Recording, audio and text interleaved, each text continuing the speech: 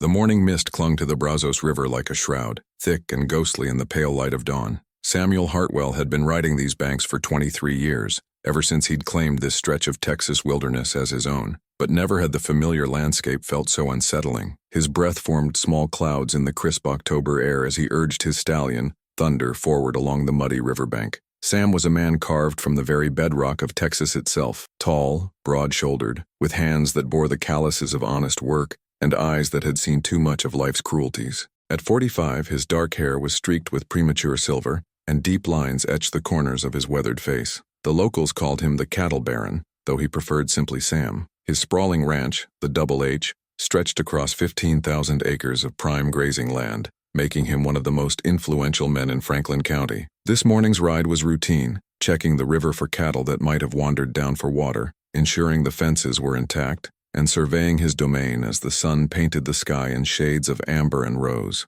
But as Thunder's hooves splashed through the shallow creek that fed into the main river, Sam's attention was drawn to something that made his blood run cold. There, beneath the drooping branches of a massive weeping willow, was a figure so still and pale that for a moment he thought it might be a corpse. As he drew closer, his heart hammered against his ribs. It was a woman, no, barely more than a girl, crouched at the water's edge, her arms wrapped around her knees, her long auburn hair cascading down her back like a waterfall of copper and gold. She was completely naked. Sam's first instinct was to look away to respect her dignity, but something in her posture, the way she held herself, the trembling of her shoulders, spoke of such profound vulnerability that his protective instincts overrode his propriety. He dismounted slowly, his boots squelching in the mud, and approached with the caution one might use with a wounded animal. "Miss?" His voice was barely above a whisper, rough with concern. "Miss, are you all right?" The girl lifted her head, and Sam found himself looking into the most haunting pair of green eyes he'd ever seen.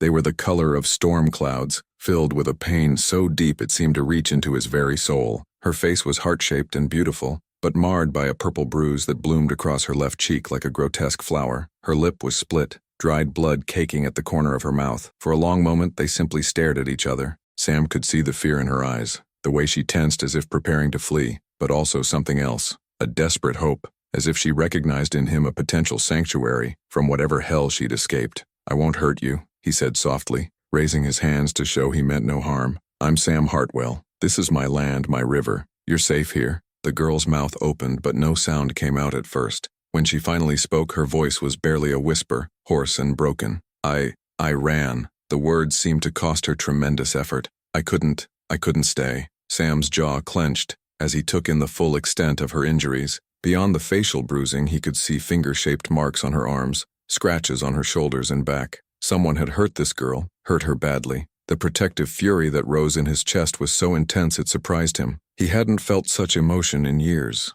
not since. "Miss, I'm going to help you," he said, his voice steady despite the storm raging within him. "I'm going to take off my coat and give it to you, and then I'm going to take you somewhere safe. Can you manage that?" She nodded, a single tear trailing down her bruised cheek. Sam shrugged out of his heavy leather coat, the one Sarah had given him for Christmas 5 years ago, just before the fever took her. He'd worn it on every morning ride since, finding comfort in its familiar weight. Now as he wrapped it around the girl's trembling shoulders, he felt as if he were passing on that comfort to someone who needed it far more than he did. The coat dwarfed her small frame, hanging nearly to her knees. She pulled it tight around herself, and Sam caught a glimpse of fresh tears in her eyes, tears of relief, he thought. "What's your name?" he asked gently. "Eleanor," she whispered. Eleanor Whitmore. The name hit Sam like a physical blow. Whitmore. He knew that name, had heard it around town in recent weeks. Old Judge Whitmore had a daughter, a pretty young thing who'd been married off to that brute Jacob Brennan just yesterday. The whole town had been talking about it. The grand wedding, the feast, the celebration that had lasted well into the night. Eleanor Whitmore, Sam repeated, his voice carefully neutral. Judge Whitmore's daughter. Fresh fear flickered in her eyes. "Please," she said, her voice breaking. "Please don't take me back. I can't. I won't go back. I'd rather die first." The raw desperation in her voice told Sam everything he needed to know about what had happened on her wedding night. His hands clenched into fists at his sides, and he had to take a deep breath to keep his voice steady. "I'm not taking you back anywhere you don't want to go," he said firmly. "But we need to get you somewhere warm, get you cleaned up and fed. Can you ride?" Eleanor nodded, though Sam could see the exhaustion in every line of her body. He helped her to her feet, noting how she winced with every movement. She was so small, so fragile, that he was afraid she might collapse at any moment. I'm going to lift you onto my horse, he said. Is that all right? Another nod. Sam placed his hands carefully on her waist, feeling how she trembled at his touch, and lifted her gently onto Thunder's back. The stallion, sensing the gravity of the situation, stood perfectly still. Sam mounted behind her, his arms coming around her to take the reins, careful not to hold her too tightly. As they rode away from the river, Eleanor's body gradually relaxed against his chest. The morning sun was climbing higher now, burning off the mist and revealing the full beauty of the Texas landscape. Rolling hills stretched as far as the eye could see, dotted with oak and mesquite trees. Cattle grazed peacefully in the distance, their lowing carried on the gentle breeze. The Double H ranch house came into view as they crested a small hill. It was an imposing structure built of local stone and timber, with a wide wraparound porch and tall windows that caught the morning light. Sam had built it with his own hands, with dreams of filling it with children and laughter. Instead, it had become a monument to his solitude, too large for one man and his memories. Is this your home? Eleanor asked softly. Yes, Sam replied. It's just me now. My wife died 5 years ago. I'm sorry, she whispered, and Sam could hear the genuine sympathy in her voice despite her own pain. They rode in silence until they reached the front porch. Sam dismounted first, then helped Eleanor down, noting how she swayed on her feet.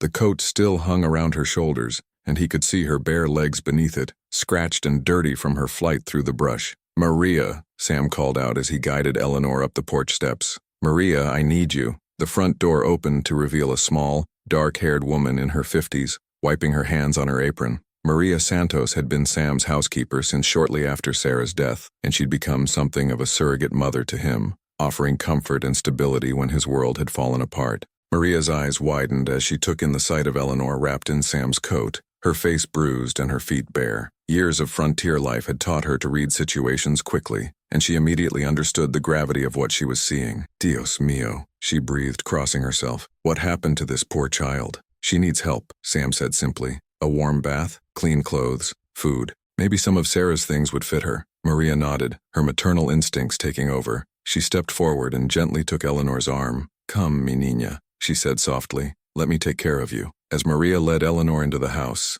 the girl turned back to look at Sam. Thank you, she whispered, and the gratitude in her voice was almost overwhelming in its intensity. Sam watched them disappear into the house, then stood on his porch, staring out at the peaceful landscape. The morning that had started so normally had taken a turn he never could have anticipated. He thought about Judge Whitmore, about Jacob Brennan, about the town's reaction when they discovered Eleanor was missing. There would be consequences for harboring a runaway wife, especially one from such a prominent family. But as he remembered the terror in Eleanor's eyes, the way she'd flinched at his touch, the desperate plea in her voice when she'd begged him not to take her back, Sam knew he'd made the right choice. Whatever came next, he would face it. This broken, beautiful girl had stumbled into his world for a reason, and he would be damned if he let anyone hurt her again. The sound of hoofbeats in the distance caught his attention. 3 riders were approaching from the direction of town, moving fast and with purpose. Sam recognized them immediately, Sheriff Morrison and 2 of his deputies. His jaw tightened as he realized that Eleanor's absence had already been discovered. Chapter 2, Sanctuary and Silence. The afternoon sun streamed through the lace curtains of the guest bedroom, casting delicate patterns on the hardwood floor. Eleanor sat in the copper bathtub Maria had filled with warm water, her knees drawn up to her chest, watching the dirt and blood slowly dissolve around her. The water had turned a muddy brown color, testament to her desperate flight through the wilderness. Maria moved quietly around the room, laying out clean clothes on the bed, a simple blue dress that had belonged to Sarah, cotton undergarments, and soft leather shoes. The Mexican woman's dark eyes were filled with compassion as she occasionally glanced at Eleanor, taking in the full extent of her injuries now that they were visible in the light. You don't have to talk about it, mi niña, Maria said softly, as she placed a bar of lavender soap on the small table beside the tub. But if you need to, I am here to listen. Eleanor's throat felt raw, as if the words she'd been holding back were physically lodged there. She'd spoken so little since her mother's death 3 years ago, retreating into herself while her father made plans for her future, without consulting her wishes. Yesterday felt like a lifetime ago, yet the memories were so vivid they seemed to be happening again. The wedding ceremony had been a blur of forced smiles and polite conversation. Jacob Brennan, 20 years her senior and built like a bull,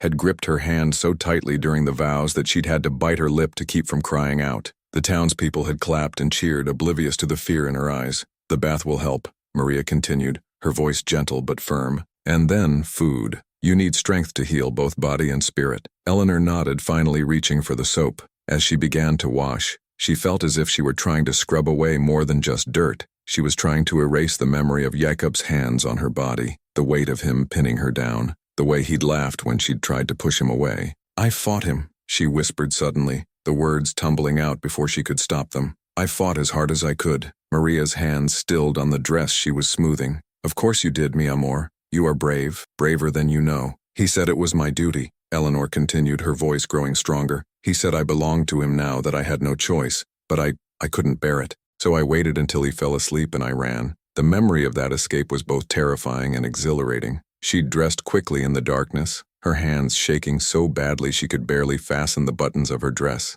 Jacob had been snoring heavily, the smell of whiskey thick on his breath. She'd crept to the window, grateful that their room was on the ground floor and had slipped out into the night. The rest was a blur of running, stumbling, tearing her dress on thorns and branches. She'd lost her shoes somewhere in the darkness, and by the time she'd reached the river, she was wearing nothing but her torn chemise. Even that had been too much of a reminder of her wedding night, so she'd stripped it off and thrown it into the water, watching it float away like a ghost. "How did you know to come here?" Maria asked gently. Eleanor considered the question. "I didn't, not really. I just followed the river. It seemed safer than the road." She paused, then added, "When I saw Mr. Hartwell, I thought maybe he would help me die. I was so tired, so cold. I thought if I couldn't escape, at least I could choose how it ended." Maria's sharp intake of breath made Eleanor look up. The older woman's eyes were bright with unshed tears. "But he didn't let you die," Maria said softly. "He brought you here to safety." "Why?" Eleanor asked, and she realized it was a question that had been bothering her since Sam had wrapped his coat around her shoulders.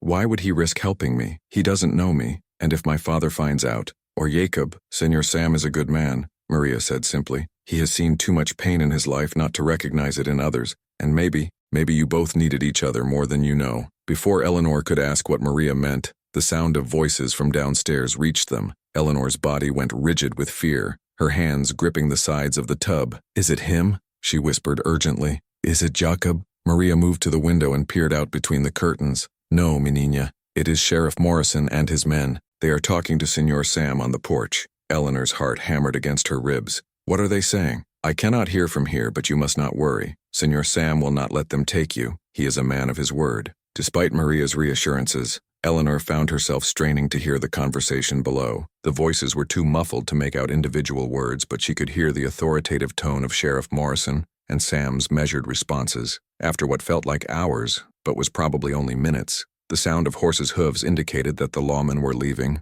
A few minutes later, Sam's heavy footsteps could be heard on the stairs. Maria went to the door and spoke to him in low tones. Eleanor couldn't hear what they were saying, but she caught the worry in Maria's voice and the grim determination in Sam's responses. "They're sending out search parties," Sam said when Maria returned to the room. "Your husband has offered a reward for your return." Eleanor's blood ran cold. "How much?" "Does it matter?" Sam's voice came from the doorway, and Eleanor turned to see him standing there, his hat in his hands and his face set in hard lines. "I told Morrison I haven't seen you. That's the truth. I found you, but I haven't seen Eleanor Brennan. I only know Eleanor Whitmore, a woman who was brave enough to choose freedom over submission." The distinction hit Eleanor like a physical blow. By running away, she'd shed her father's name and refused to take her husband's. In the eyes of the law, she might still be Eleanor Brennan, but in Sam's eyes, she was still herself. "They'll be back," Eleanor said quietly, "and when they don't find me in the usual places, they'll start searching the ranches." "Let them come," Sam said, his voice hard as granite. "This is my land,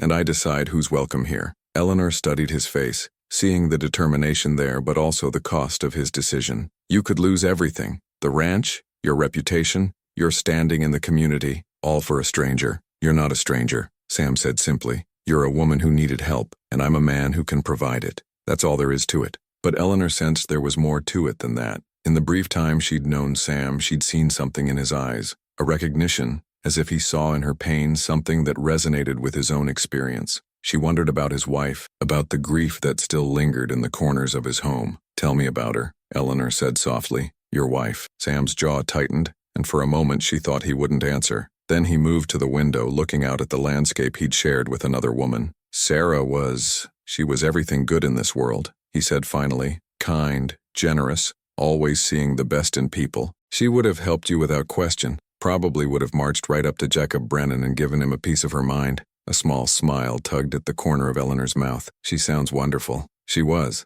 The fever took her so fast I barely had time to say goodbye. One day she was laughing at something silly I'd said. The next she was gone. Sam's voice was heavy with old pain. I should have protected her better. Should have gotten the doctor sooner. Should have what? Eleanor asked gently. Controlled something that was beyond your control? Sam turned to look at her, and she saw the surprise in his eyes. You sound like you speak from experience. I spent 3 years blaming myself for my mother's death, Eleanor admitted, thinking that if I'd been a better daughter, if I'd prayed harder, if I'd taken better care of her, she would have lived. It took me a long time to understand that some things happen regardless of what we do or don't do. And what made you understand that? Eleanor considered the question, her fingers trailing through the cooling bathwater. Yesterday, she said finally, when I was lying in that bed feeling so powerless and broken, I realized that I could choose to be a victim or I could choose to fight. I couldn't control what Jakob did to me, but I could control what I did next. Sam nodded slowly. And what you did next was run. What I did next was choose to live, Eleanor corrected. Running was just the first step. Maria, who had been quietly listening to their conversation, stepped forward with a towel. The water grows cold, mi niña. You must get dressed and eat something. Eleanor nodded, suddenly aware of how hungry she was. She hadn't eaten since the wedding breakfast yesterday morning, and her body was weak from her ordeal. As Maria helped her from the tub and dried her off, she caught sight of herself in the mirror for the first time. The woman looking back at her was barely recognizable. Her auburn hair hung in damp waves around her shoulders, and her green eyes seemed too large for her pale face. The bruises on her cheek and arms were stark against her skin, but there was something else there too, a strength she hadn't seen before. I look different, she murmured. You look like a woman who has made a choice, Sam said quietly, and that changes everything. As Maria helped her into Sarah's dress, Eleanor marveled at how it seemed to fit her perfectly. The blue fabric was soft and comfortable, and the simple style suited her far better than the elaborate gowns her father had insisted she wear. For the first time in years, she felt like herself. I can't stay here forever, she said as Maria brushed her hair. Eventually they'll find me, or you'll have to turn me in to protect yourself. Then we'll deal with that when the time comes, Sam replied. For now you're safe, and that's what matters. Eleanor wanted to argue, to point out the impossibility of their situation, but the exhaustion was catching up with her. The warm bath, the clean clothes, the safety of Sam's presence, all of it was overwhelming after the terror of the past 24 hours. Come, Maria said gently. Let me bring you some food, and then you must rest. As they made their way downstairs, Eleanor caught glimpses of the home Sam had built. The walls were decorated with photographs and paintings, and she could see Sarah's influence everywhere, in the delicate china displayed in the dining room, in the carefully tended plants on the windowsills, in the needlework cushions on the chairs. She's still here, Eleanor observed softly. I couldn't bring myself to change anything, Sam admitted. It felt like I'd be erasing her. Maybe that's not what she'd want, Eleanor said carefully. Maybe she'd want you to make the house your own, to create new memories instead of just preserving the old ones. Sam looked at her with surprise. You think so? I think she'd want you to be happy, Eleanor said simply. And happiness isn't something you can preserve in a photograph or a piece of furniture. It's something you have to create, again and again, every day. As they reached the kitchen, Eleanor realized that in trying to comfort Sam, she'd also articulated something important about her own situation. She couldn't go back to the life she'd had before. That girl was gone, left behind on the riverbank with her torn chemise. But she could create something new, something that was entirely her own. The question was, what would that life look like, and would Sam be a part of it? Chapter 3, Shadows from Town. The third day dawned gray and heavy, with storm clouds gathering on the horizon like an approaching army. Eleanor stood at the kitchen window, watching the wind whip through the oak trees, and felt an answering restlessness in her chest. She'd spent the past 2 days in a kind of suspended animation, existing in the safe cocoon of Sam's ranch, while the world outside searched for her. But cocoons weren't meant to last forever. You're thinking too hard, Maria observed from where she stood kneading bread dough at the wooden table. I can see the worry lines from here. Eleanor turned from the window with a rueful smile. I feel like I'm waiting for the other shoe to drop. It's been too quiet, too peaceful. Jacob isn't the type to give up easily. Senor Sam won't let anyone hurt you, Maria said firmly. But Eleanor could hear the underlying tension in her voice. The older woman was worried too, though she was trying to hide it. That's what I'm afraid of, Eleanor admitted. I don't want him to suffer because of me. He's already done more than anyone could ask. Over the past few days, Eleanor had begun to understand the true scope of Sam's kindness. He'd given her not just shelter and safety, but also a kind of gentle respect she'd rarely experienced. He never touched her without permission, never crowded her space, never made her feel like she owed him anything beyond her presence at meals and in conversation. Their talks had become the brightest part of her days. Sam was intelligent and thoughtful, with a dry humor that could make her laugh even in her darkest moments. He told her stories about building the ranch, about the challenges of cattle ranching, about the characters who populated their small Texas town. In return, she'd shared her love of books, her dreams of traveling to places she'd only read about, her complicated relationship with her father. "He likes you," Maria said suddenly, her hands still working the dough, more than he should, perhaps. Eleanor felt heat rise in her cheeks. We're friends. He's helping me because he's a good man, not because he's falling in love with you," Maria interrupted gently. "Mi niña, I have eyes. I see how he looks at you, how he listens when you speak, and I see how you look at him too." The words hung in the air between them, heavy with implications. Eleanor opened her mouth to deny it, but found she couldn't. The truth was that she'd grown to care for Sam deeply in just a few short days. He made her feel safe in a way she'd never experienced before, but more than that, he made her feel seen and valued for who she was rather than what she represented. "It doesn't matter how we feel," Eleanor said finally. "I'm still married in the eyes of the law. Any feelings we might have they're impossible." "Are they?" Maria asked. "In this country, in this time, a woman has few choices, but that doesn't mean she has none." Before Eleanor could respond, the sound of approaching horses caught their attention. Both women froze, listening as the hoofbeats grew louder and more numerous. This wasn't just one or two riders, it sounded like a whole group. "Stay here," Maria whispered, but Eleanor was already moving toward the front window. What she saw made her blood run cold. At least 8 men on horseback were approaching the ranch house, led by a figure she recognized all too well. Jacob Brennan sat tall in his saddle, his massive frame imposing even at a distance. His dark hair was disheveled, and even from here she could see the angry set of his jaw. Behind him rode Sheriff Morrison and 2 deputies, but the other men weren't lawmen. They were Jacob's friends and business associates, rough men who ran cattle and weren't particular about how they handled their problems. "He's brought a posse," Eleanor breathed, her heart hammering against her ribs. Sam appeared in the doorway, his face grim. He must have seen them coming from wherever he'd been working. "Get upstairs," he said quietly. "Both of you.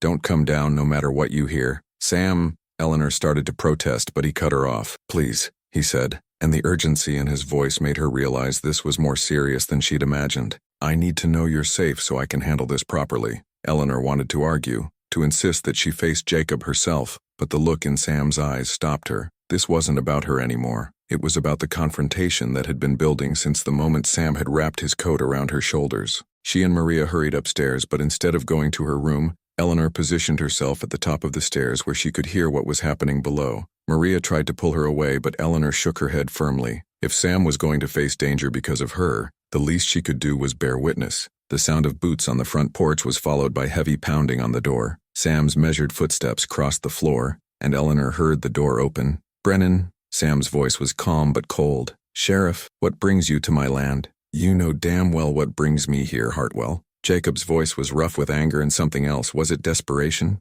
"My wife is missing, and word is you might know something about it. I told the sheriff 3 days ago I haven't seen your wife." "That's not what I asked," Jacob pressed. "I asked if you know something about it. Man like you rides these banks every morning. You see things. You hear things." Eleanor could hear the tension ratcheting up in the conversation. She pressed closer to the banister, straining to catch every word. "What I see and hear on my own land is my business," Sam replied evenly. "Just like what happens on your land is yours. Seems to me if your wife ran off, you might want to ask yourself why." The silence that followed was so thick Eleanor could almost feel it pressing against her skin. When Jacob spoke again, his voice was dangerously quiet. "You calling me a bad husband, Hartwell? I'm not calling you anything. I'm just pointing out that women don't usually run away from situations they're happy with." "She's not happy or unhappy," Jacob snarled. "She's my wife. She does what I tell her to do, goes where I tell her to go. That's how marriage works." "That's not how my marriage worked," Sam said, and Eleanor could hear the steel in his voice.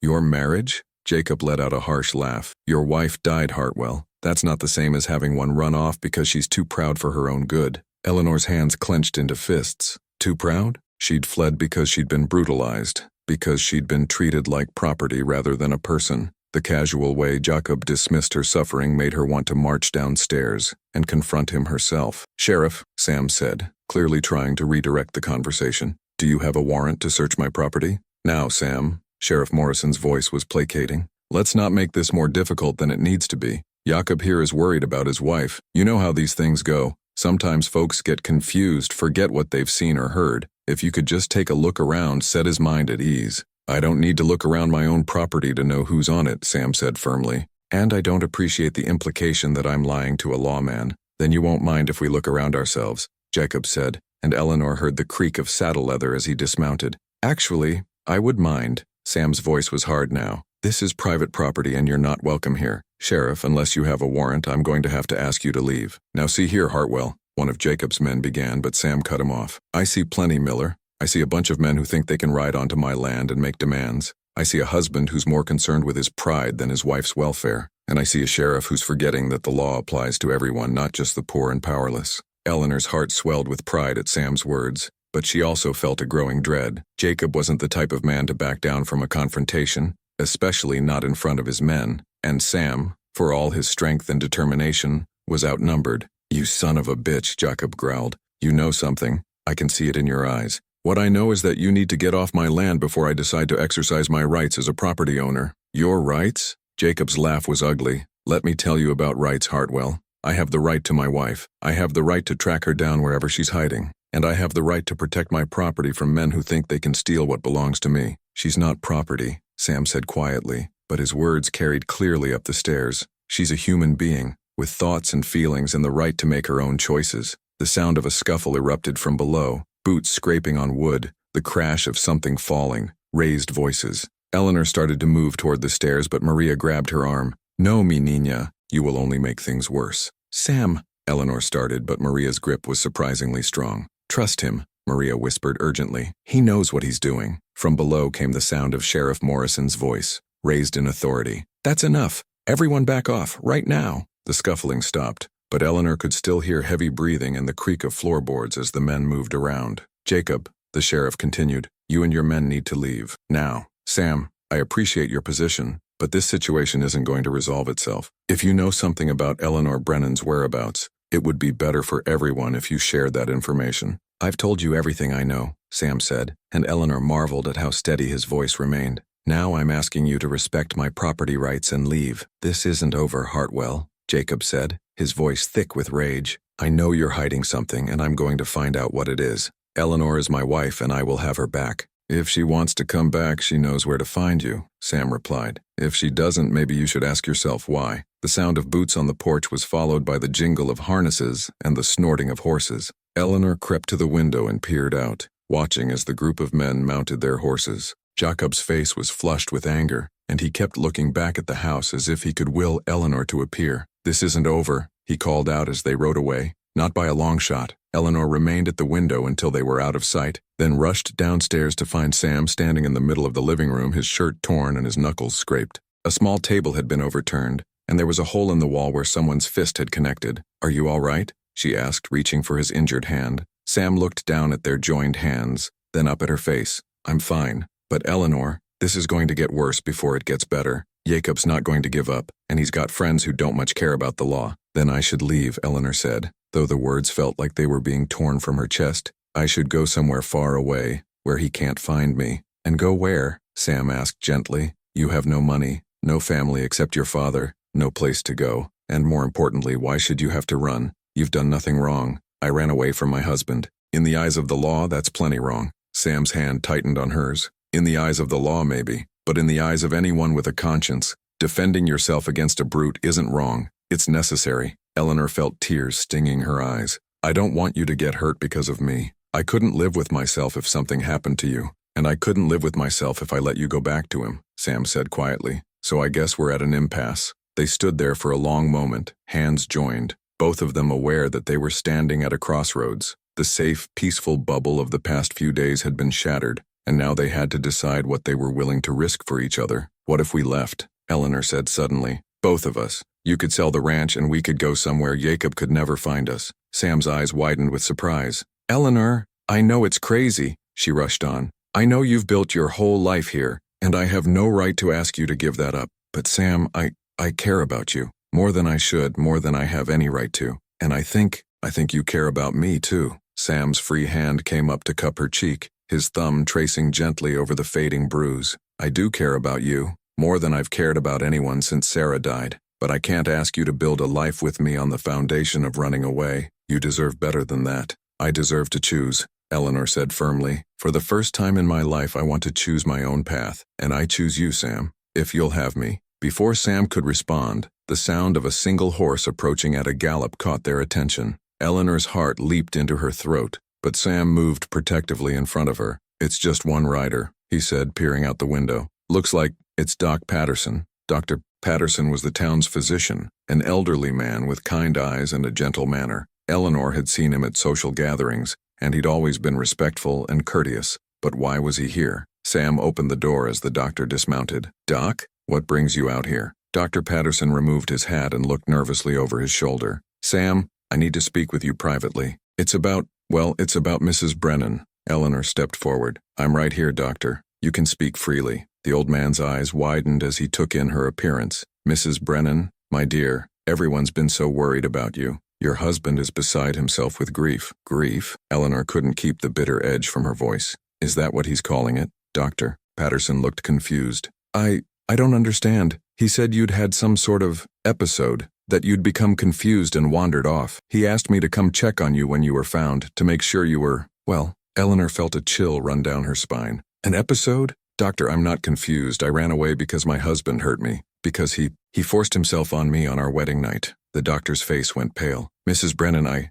these are very serious accusations. Are you certain you're not? That is, sometimes traumatic experiences can cause a person to what? Eleanor's voice was rising. To imagine being brutalized? To make up stories about being treated like an animal? Eleanor, Sam said gently, placing a hand on her shoulder. Take a breath. She looked up at him, seeing the understanding in his eyes, and felt some of her anger drain away. I'm sorry, doctor. I know this is difficult to hear, but I need you to understand that I'm not confused and I'm not sick. I'm a woman who made a choice to save herself from a bad situation. Doctor. Patterson looked between Eleanor and Sam, clearly struggling with what he was hearing. Mrs. Brennan, if what you're saying is true, then this is a matter for the sheriff. The sheriff was just here, Sam said grimly, with Jacob and half a dozen of his friends. They're more interested in dragging Eleanor back than in hearing about what Jacob did to her.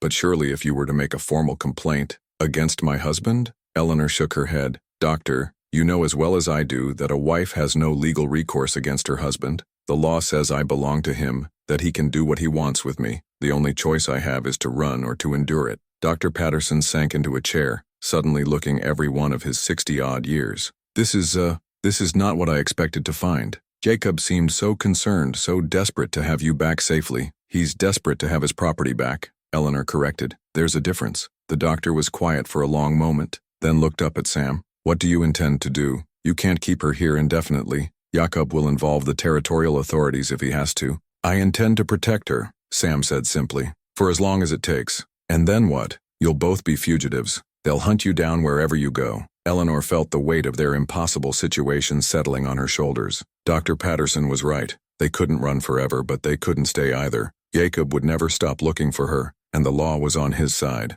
There might be another way, Dr. Patterson said slowly. It's not conventional, but it might work. What do you mean? Sam asked. The doctor hesitated, then seemed to steel himself. If she were to die officially, then Jacob would have no claim on her. She'd be free to start a new life somewhere else. The words hung in the air like a challenge. Eleanor felt her heart racing as she considered the implications. You mean fake my death? She asked. I mean provide medical testimony that you died from injuries sustained during your episode, Dr. Patterson said carefully. I could certify that you succumbed to exposure, internal injuries, perhaps a fever. Jacob would have his closure, the law would be satisfied, and you would be free. It was a dangerous proposition, fraught with risks and moral complications. But as Eleanor looked at Sam, seeing the hope and determination in his eyes, she realized it might be their only chance at a real future together. What would it involve? She asked quietly. Dr. Patterson outlined his plan in hushed tones, and with each word, Eleanor felt the weight of her old life slipping away.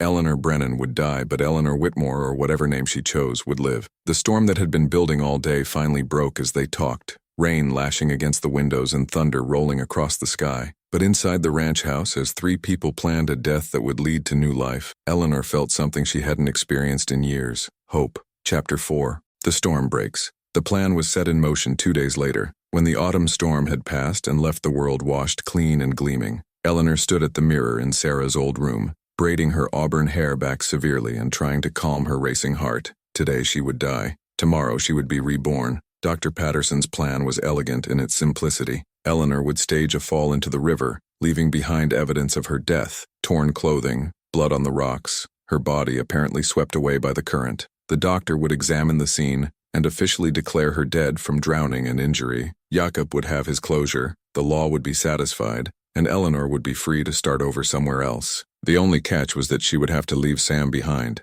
"Are you ready, menina?" Maria asked softly from the doorway. The older woman's eyes were red-rimmed, and Eleanor knew she'd been crying. "As ready as I can be," Eleanor replied, though her voice shook slightly. "Are you sure you understand what you need to do?" Maria nodded. "I will wait until sunset. Then I will ride to town and tell them I saw someone fall into the river. By the time they search and find the evidence, you will be many miles away." Eleanor turned from the mirror and embraced the woman who had become like a mother to her. "Thank you, Maria, for everything. You are a good girl," Maria whispered. "You deserve happiness wherever you find it." Sam appeared in the doorway, his face grim but determined. He'd been quiet all morning, and Eleanor could see the cost of their plan in the tight lines around his eyes. "It's time," he said simply. They rode together to the river, the same spot where Sam had found Eleanor just a week ago. It felt like a lifetime had passed since that morning, and in a way, it had. The frightened, broken girl who had crouched by the water's edge was gone, replaced by a woman who knew her own mind and was willing to fight for her future. "I wish things were different,"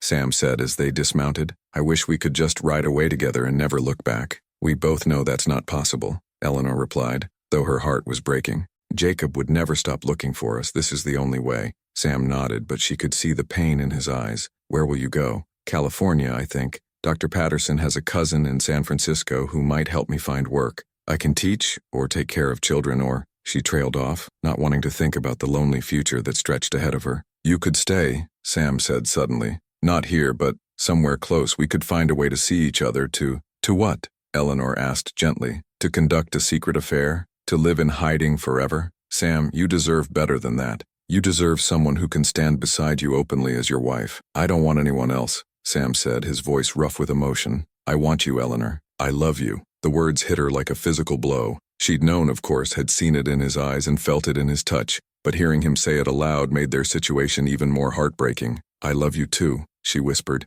and saw the surprise and joy flash across his face. "I think I started falling in love with you the moment you wrapped your coat around me. But Sam, love isn't always enough. Sometimes the people we love have to let each other go." Sam stepped closer, his hands framing her face. "What if I came with you? What if I sold the ranch and followed you to California? You would hate me eventually," Eleanor said, though the temptation to say yes was overwhelming. "This ranch is your life's work. These people are your community. I won't let you throw that away for me." "Then what?" Sam asked desperately. "I just forget about you? Pretend I never met you?" "You move on," Eleanor said firmly. "You find a good woman, someone who can give you the life you deserve. You have children. Fill this house with laughter. You live, Sam. You live fully and completely, and you don't waste time mourning for what might have been." Sam's thumb brushed across her cheek, wiping away a tear she hadn't realized had fallen. "And what about you? What kind of life are you going to have all alone in California?" Eleanor considered the question. In truth, she had no idea what awaited her in California. She would have to create a new identity, find work, build a life from nothing. It would be difficult and lonely, but it would be hers. "I'll have my freedom," she said finally. "I'll have the right to make my own choices, to go where I want, to be who I want to be. That's worth more than you know." Sam pulled her into his arms, holding her tightly as if he could somehow keep her from disappearing. "I don't know how to say goodbye to you." "Then don't," Eleanor said, her voice muffled against his chest. "Just remember me, remember us, and know that what we shared, even if it was only for a week, was real." They held each other for a long moment, memorizing the feeling of being together, the scent of each other's skin, the sound of each other's breathing. Then reluctantly, Eleanor pulled away. "I need to do this now before I lose my nerve," she said. Sam nodded, his jaw tight with suppressed emotion. He helped her arrange the scene, tearing her dress, scattering drops of blood from a small cut on her palm, on the rocks, leaving her bonnet floating in the water. To anyone who found it, it would look like she'd slipped and fallen, been swept away by the current. "There's a cave about a mile downstream," Sam said, pointing east along the riverbank, "hidden behind the willows. You can wait there until Maria raises the alarm, then slip away in the confusion." Eleanor nodded, pulling up the hood of the dark cloak Sam had given her. "And you? What will you do?" "I'll play the part of the concerned neighbor," Sam said grimly. "I'll help with the search, comfort your grieving husband, attend your funeral, and then, Then I'll try to figure out how to live without you." The pain in his voice almost broke Eleanor's resolve. She wanted to throw herself into his arms, to tell him she'd changed her mind, that they would find another way. But she forced herself to remember Jacob's cruel laughter, the feel of his hands on her body, the look in his eyes when he'd told her she belonged to him. There was no other way. "I have to go," she said, starting toward the river. "Eleanor, wait." Sam caught her hand, pressing something into her palm. "Take this." It was Sarah's, but she would have wanted you to have it. Eleanor looked down to see a small gold locket, worn smooth by years of wear. Her throat tightened with emotion. "I can't take this. It's too precious." "Please," Sam said. "It will give me comfort to know you have something to remember us by." Eleanor closed her fingers around the locket, feeling its weight like a blessing. "I'll treasure it always." "Good. And Eleanor, wherever you go, whatever name you choose, remember that you are loved. You are worthy of love." With that, Eleanor turned and walked into the river, wading out until the current caught her cloak and pulled her downstream. She looked back once to see Sam standing on the bank, his figure already becoming indistinct in the distance. The cave Sam had mentioned was exactly where he'd said it would be, hidden behind a curtain of trailing willow branches. Eleanor pulled herself out of the water and into the rocky shelter, shivering in her wet clothes. The locket was still clutched in her hand, and she fastened it around her neck, feeling the cold metal against her skin. Now came the hardest part, waiting. She could hear the search party long before she saw them. Maria's voice, high and distressed, calling out that she'd seen someone fall into the river. Sam's voice, controlled but urgent, organizing the men. Jacob's voice, raw with what sounded like genuine grief. "Eleanor, Eleanor, where are you?" Jacob's calls echoed across the water, and Eleanor felt a chill that had nothing to do with her wet clothes. Even now, even believing she was dead, he sounded possessive rather than heartbroken. The searchers spent hours combing the riverbank, following the current downstream. Eleanor pressed herself deeper into the cave, hardly daring to breathe as they passed by her hiding place. "Doctor." Patterson's voice was calm and professional as he examined the evidence, declaring it consistent with accidental drowning. "The current is strong here," she heard him say. "If she fell and hit her head on those rocks, she would have been unconscious when she went under. The body could be miles downstream by now or caught in debris. We have to keep looking," Jacob insisted. "She could still be alive somewhere." "Jacob," Sheriff Morrison's voice was gentle but firm. "I know this is hard, but Dr. Patterson is right. The evidence is clear. Eleanor is gone." Eleanor closed her eyes, feeling the weight of her old life settling around her like a shroud. Eleanor Brennan was dead. Eleanor Whitmore was dead. The woman who remained had yet to be born. As the sun began to set, the search party finally gave up and returned to town.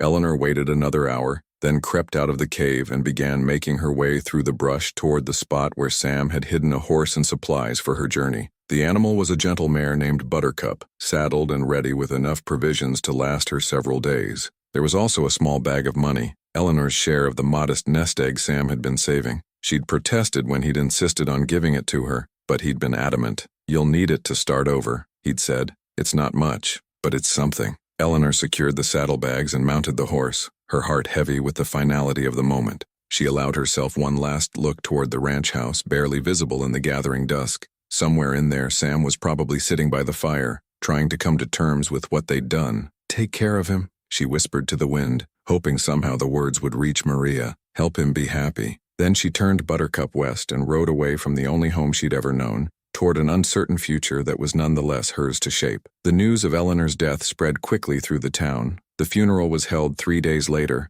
a somber affair attended by the entire community. Jacob played the part of the grieving widower perfectly, his face a mask of devastation as he accepted condolences from neighbors and friends. Sam attended, as was expected of him. He stood at the back of the church, listening to the preacher speak about a woman none of them had really known, and felt the weight of his secret like a stone in his chest. Several times he had to fight the urge to stand up and tell them all the truth, that Eleanor wasn't dead, that she'd been driven to this desperate measure by the very man who was now mourning her so publicly. But he held his tongue, knowing that Eleanor's safety depended on his silence. She was 3 days gone now, hopefully well on her way to California and a new life. He would carry this secret to his grave, and he would use it to build a barrier around his heart that no one else would ever breach. After the service, Jacob approached him with red-rimmed eyes. "Sam, I want to thank you for helping with the search. I know Eleanor would have appreciated it." Sam nodded, not trusting himself to speak. Up close, he could see that Jacob's grief was genuine, but there was something else there too, a possessive anger that hadn't been fully satisfied by Eleanor's death. "I keep thinking about what you said," Jacob continued,